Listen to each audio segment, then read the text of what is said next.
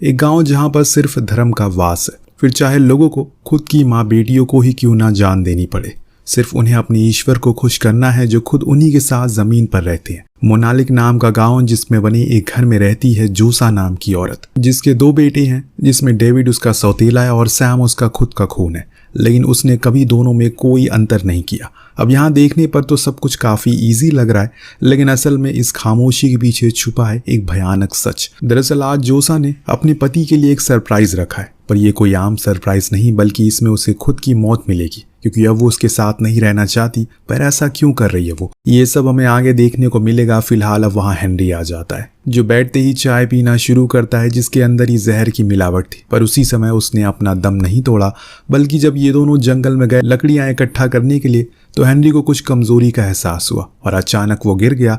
तो वहीं गांव में खड़े हम चीफ को देखते हैं, जो जोसा के पिता हैं और इस गांव के मुखिया भी हैं। उनका धर्म से काफी ज्यादा लेना देना है, पर सिर्फ वो नहीं, उन्होंने अपने साथ साथ गांव के अधिकतर लोगों को धर्म का अंधा शिकार बना दिया है और खुद की बातों में उलझाए रखते हैं। अगर आसान भाषा में कहा जाए तो वो एक कल्ट चलाते हैं, जिसके वो खुद मुखिया। दूसरी ओर जोसा, जो अपने पति के हाथ को काटने की कोशिश करती है, पर इसके लिए वो हिम्मत जुटा नहीं पा रही है, लेकिन उसे ये करना ही था और इसीलिए उसने विस्की पी और नशे की धुत में हेनरी के हाथ को काट दिया। इस दौरान उसे अपने कुछ और दूरी पर एक दानव खड़ा हुआ दिखा, जिसकी आंखें किसी हिरन जैसी चमक रही है और सर पर 2 सींग भी हैं। जोसा भागकर इस सभा में आती है जहां सभी खड़े थे, लेकिन उसकी हालत को देखकर सबके होश उड़ जाते हैं, क्योंकि वो पूरी तरह से खून से लथपथ थी। यहाँ तक कि उसके खुद के पिता भी उसकी ऐसी हालत को देखकर हक्के बक्के रह जाते हैं। दूसरे सीन में हम जॉन नामक शख्स को देखते हैं, जो किसी खास वजह से चीफ के साथ ही रहता है और उसके काफी करीब भी है।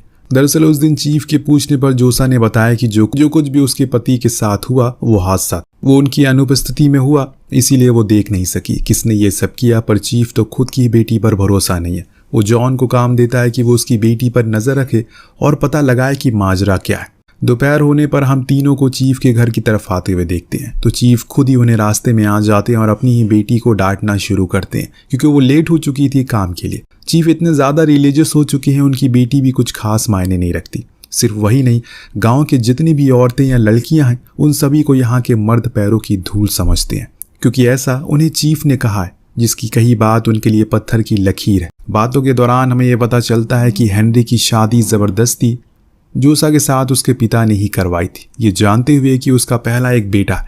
पर जोसा को वो बिल्कुल भी पसंद नहीं था। चीफ डेविड को भी कुछ खास पसंद नहीं करता। लेकिन यहाँ गौर करने वाली बात यह है कि हेनरी से जबरदस्ती शादी भी तो उसी ने करवाई थी अपनी बेटी की, फिर उसका बेटा कैसे उसे पसंद नहीं है। तीनों फार्म में काम करने चले जाते हैं जो चीफ का ही था।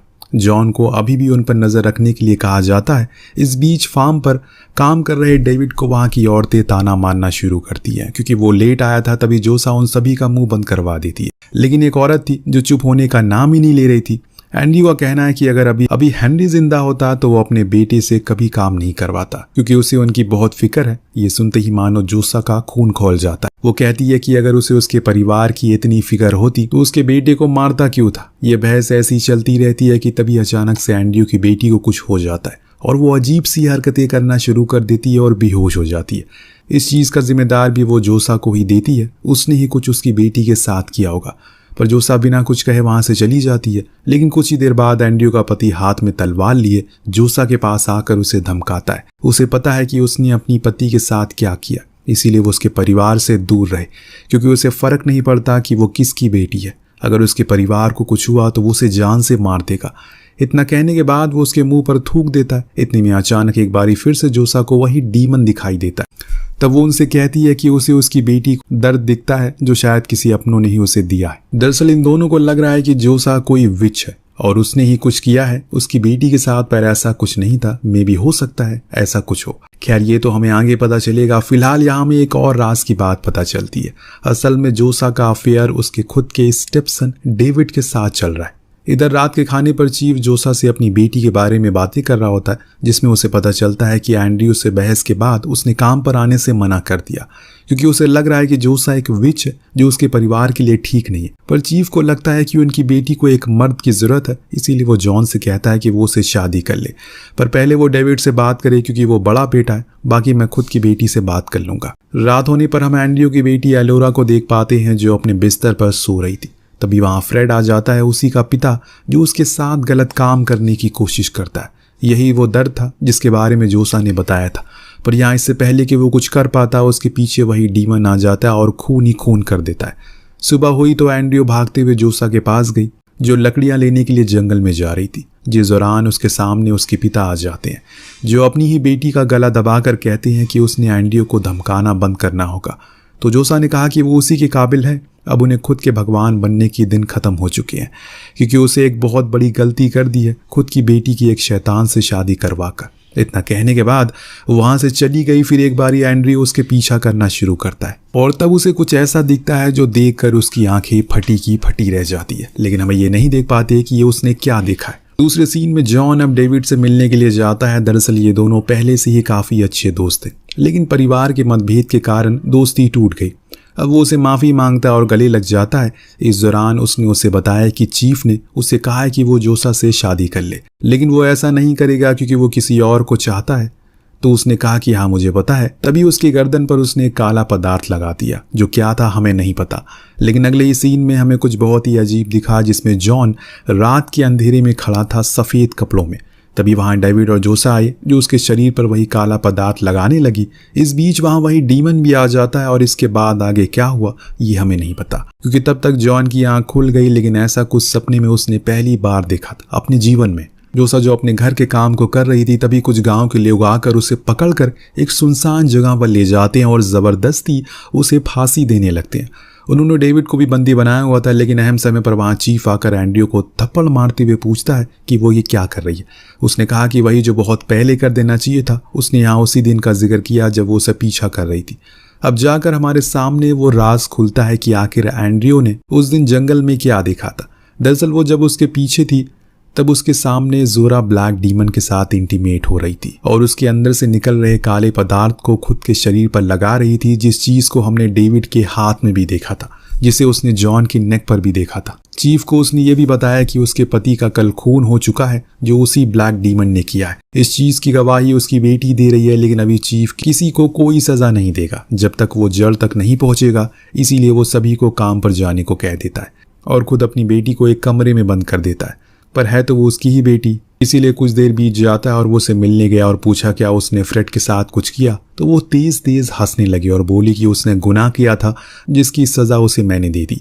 चीफ फौरन बाहर आ गया और रूम को लॉक कर दिया। तब उसे जॉन दिख गया, जिसने बताया कि यह पूरा गांव उसके खिलाफ हो गया, क्योंकि उसने भी वहां वही देखा जो एंड्रयू ने देखा। इसीलिए उसे अपनी बेटी को सजा देनी पड़ेगी। चीफ भी मजबूर था, क्योंकि अगर उसने ऐसा नहीं किया तो उसे उसका सब कुछ छिन जाएगा, एक आम इंसान वो बन जाएगा। इसीलिए अब उसने ये काम जॉन को दे दिया।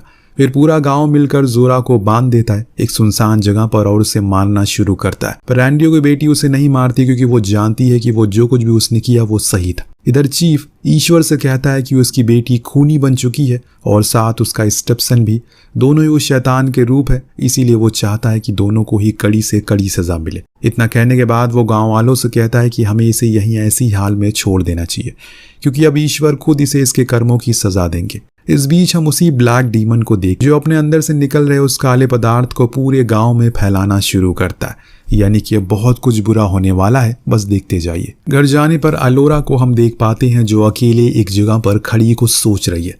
तभी पीछे से उसकी माँ आई और कही कि फ्रेड सही इंसान नहीं था, जो कुछ भी हुआ सही हुआ।